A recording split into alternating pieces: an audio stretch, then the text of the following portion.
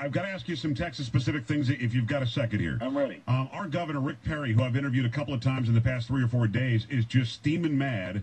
And in a soundbite a few days ago, he said, I don't want Texans to get so angry that they end up wanting to secede. Can we put a rest to this once and for all? Does Texas or any other state in this great union have the right today to secede from the nation? Yes.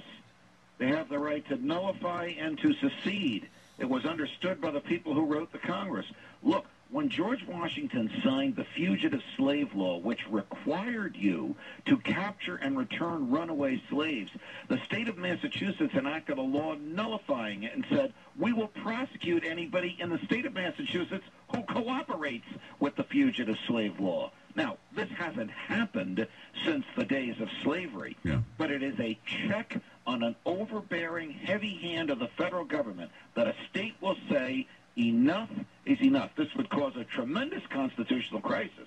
But if enough states said, we're going to call a constitutional convention, we're going to tell our people not to follow this federal law, we're going to enact a resolution seceding from the Union, the Congress would finally start to listen. Okay, what's interesting here is what I've always learned is that Texas, when it joined the Union and agreed to be annexed, that it agreed to be annexed in that it could break into 5 states if necessary to get 2 senators from each state to have more power in Washington if they weren't happy about what was going on. It also agreed, and the Congress accepted this condition, that it could leave if it wanted to. Right, but one may argue the Civil War negated that. Yeah. That's a legitimate argument to make. Right. But the law is still on the books and has never been abrogated by either party, Congress or the Texas legislature. And that's, again, there are websites about Texas secession and all this stuff, but for me, what I've always thought, what I've always learned, especially in the 4 years I've lived in Texas, was that after the Civil War, Abraham Lincoln said never again, and it seemed, I guess it's not in writing anywhere, but it seemed to me that there was an agreement among the states, yes, we'll rejoin the Union,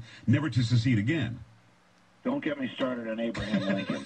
He was less faithful to the Constitution than any president in American history. That's why I read your books. 700,000 human beings because he wanted to collect tariffs from southern ports. He was no more interested in freeing the slaves than he was jumping over the moon. He decided to free them for a military measure because Robert E. Lee was getting too close to Washington, D.C. But that's what the history books say. He freed the slaves. The Emancipation Proclamation was out of his mouth, and he's always going to get credit for that.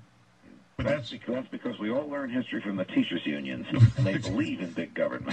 Okay, I won't get you going on Abraham Lincoln if you don't get me going on the teachers' unions, okay? All right, another question here.